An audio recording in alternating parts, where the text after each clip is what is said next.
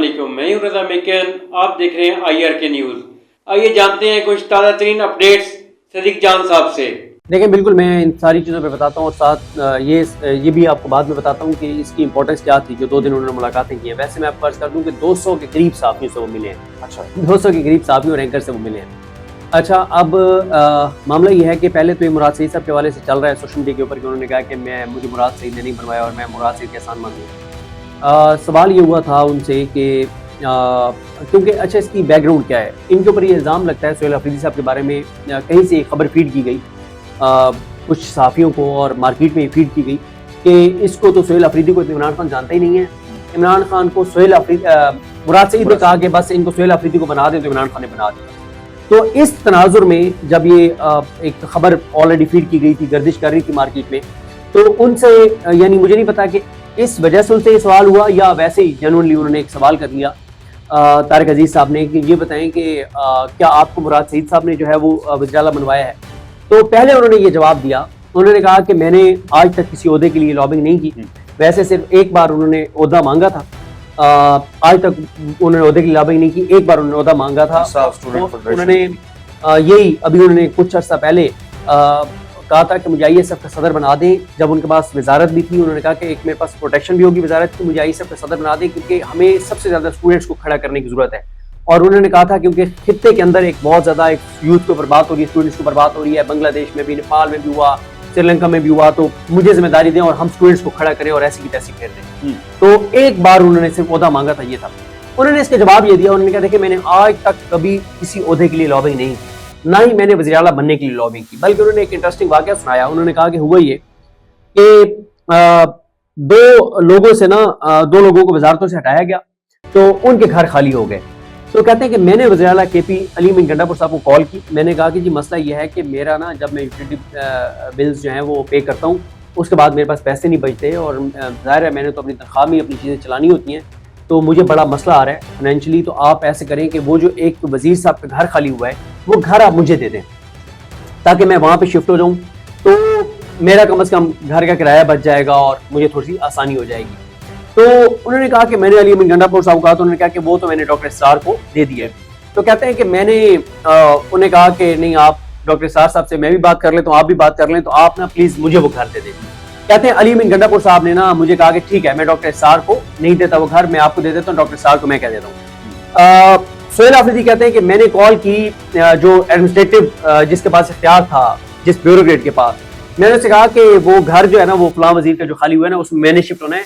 तो कहते हैं वो तो अली अमीन गंडापुर साहब ने डॉक्टर स्टार साहब को दे दिया। मैंने कहा मेरी अली अमीन गंडापुर साहब से बात हो गई। कहते हैं जैसे ही मैंने कॉल बंद की तो मुझे पता सामने टीवी चैनल पे ब्रेकिंग चल गई, फटा चल गया कि इमरान खान ने सोहेल अफरीदी को वज़ीर-ए-आला के लिए नामजद कर दिया। तो उन्होंने कहा कि मैंने लॉबिंग नहीं की थी, ना मुझे पता था मैं तो एक और घर जो खाली हुआ था वो लेने के लिए बात कर रहा था, तो अगर मुझे पता होता कि मैंने वज़ीर-ए-आला बनना है तो मैं क्यों वो घर मांगता। तो फिर दोबारा उनसे सवाल हुआ कि नहीं, आपके बारे में यह है कि आपको मुराद सईद साहब ने बनाया है वज़ीर-ए-आला। उन्होंने कहा मुझे इमरान खान ने बनाया है और मैं इमरान खान साहब का मशकूर हूँ।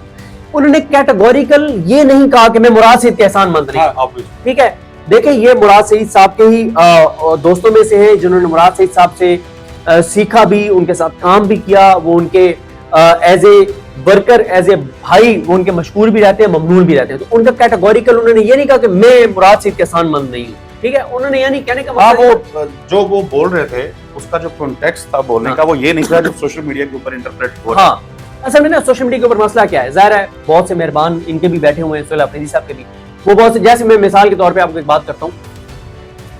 एक और चीज बहुत ज्यादा चल रही है कि उन्होंने अली अमीन गंडापुर साहब के खिलाफ कोई बात नहीं, उन्होंने अली अमीन गंडापुर साहब के खिलाफ कोई बात नहीं की। बहुत सारी जगहों पे वो अली अमीन गंडापुर साहब के बारे में बताते रहे कि उनके दौर में ये चीजें शुरू हुई, ये चीजें शुरू हुई, वो KP गवर्नमेंट का इनिशिएटिव था, खान साहब के के मुताबिक इनिशिएटिव था। तो उन्होंने कहीं पर भी अली अमीन गंडापुर साहब को टारगेट नहीं किया। उन्होंने सिर्फ ये कहा, जब उनसे बात हुई ना कि आप लोगों के बारे में, आपके कारकुनान के अंदर ये तासुर है कि आप कारकुनान को अकेले छोड़ के चले जाते हैं और कभी आप जो है वो KP चाय पीने चले जाते हैं, कभी आप 12 अजला क्रॉस करके चले जाते हैं। तो वो उन्होंने कहा देखिए इस बार हम आएंगे ना तो हम सर पे कफन बांध के आएंगे, हम भागेंगे नहीं, हम भागेंगे नहीं।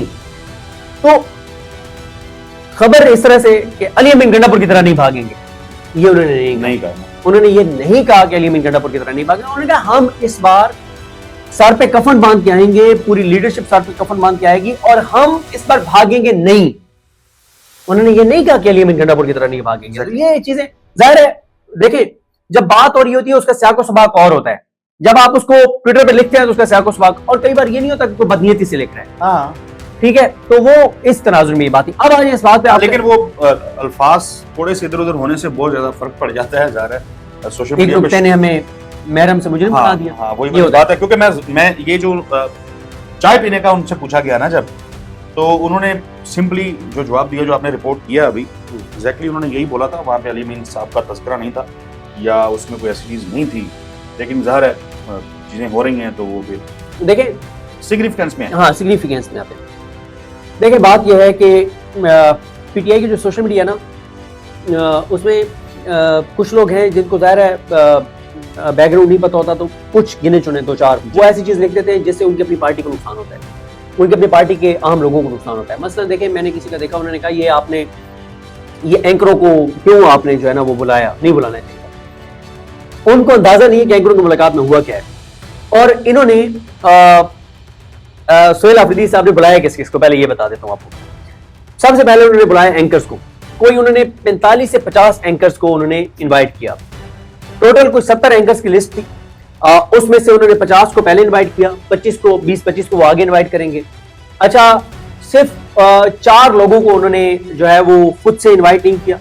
وہ اس لیے انہوں نے انوائٹ نہیں کیا جنہوں نے جبری گمشدہ جو پی ٹی آئی کے لوگ تھے ان کے جو انٹرویوز کیے ہیں, ان لوگوں کو انہوں نے انوائٹ نہیں کیا. اچھا یہ کلیئر لائن انہوں نے لی کہ انہوں نے کلیئر لائن لی ہے جن لوگوں نے پی ٹی آئی چھوڑنے والے یا جبری گمشدہ, یعنی شیخ رشید صاحب کا جس نے انٹرویو کیا, جس نے صداقت عباس صاحب کا کیا, جنہوں نے ڈار صاحب کا کیا, ان کا ایک فیصلہ ہے کہ جنہوں نے جبری گمشدہ ہمارے ورکرز کا انٹرویو کیا ہے, ان کا میں نے ان کو نہیں مطلب ملاقات نہیں. اچھا اس پہ بھی کچھ لوگوں کا پی ٹی آئی کے اندر خیال ہے کہ آپ کو ان کو بھی بلانا چاہیے, کیونکہ اس کی میں وجہ بتا دیتا ہوں. وہ کیا وجہ, وہ یہ وجہ ہے جو میں آگے بتانے جا رہا ہوں. سہیل آفریدی صاحب نے 50 اینکرز کو انوائٹ کیا, 50 میں سے 20-25-30 آئے, جتنے بھی آئے, کوئی لاہور تھا, کوئی آؤٹ آف کنٹری تھا, کسی کوئی اور مصروفیت تھی.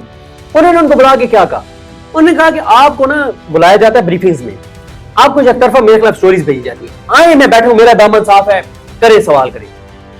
ایسے ایسے بتایا جاتا ہے کہ اس میں ان سے سوال ہوئے سخت, اور ان سے ملاقات کے بعد آپ انہی اینکرز کے آپ ٹویٹس دیکھ لیں, ان کا ولاگز دیکھ لیں. انہوں نے کیا کہا, جب ایک بندے کا دامن صاف ہے نا, مریم نواز بلائے نا ایسے 50 اینکرز کو, سرفراز بگٹی بلائے نا 50 اینکرز کو, مراد علی شاہ بلائے نا 50 اینکرز کو, یہ اے جے کے والا جو نیا وزیر اعظم ہے بلائے نا 50 اینکرز کو, یہ جی بی والا جو ہے بلائے نا 50 اینکرز کو. اور بھائی وہ عمران خان کا کھلاڑی ہے, اس نے 50 اینکرز کو دعوت دی, 25 آئے, 30 آئے, جتنے بھی آئے, کوئی قدر نہیں کی کہ کس نے کیا سوال کرنا ہے. سخت ترین سوال ہوئے, اور ان کا پوائنٹ آف ویو سن کے میری کچھ اینکر سے بات ہوئی, وہ کہتے ہیں ہم حیران رہ گئے. ہمیں کہا گیا تھا تو بزار پلاس ہے, ہمیں کہا کہ بول نہیں سکتا, ہمیں کہا کہ بات نہیں کر سکتا, ہمیں کہا کہ اس کو کچھ پتہ نہیں. وہ کہتے ہیں ہم حیران رہ گئے اس کی بات سن کے. تو اس کو تو ہر چیز پہ کلیئرٹی ہے. تو ناظرین یہ تھی آج کی تازہ ترین اپڈیٹس جو آپ نے جانی صدیق جان کی زبانی. اسی کے ساتھ اپنے میزبان رضا میکن کو اجازت دیجیے. اللہ حافظ.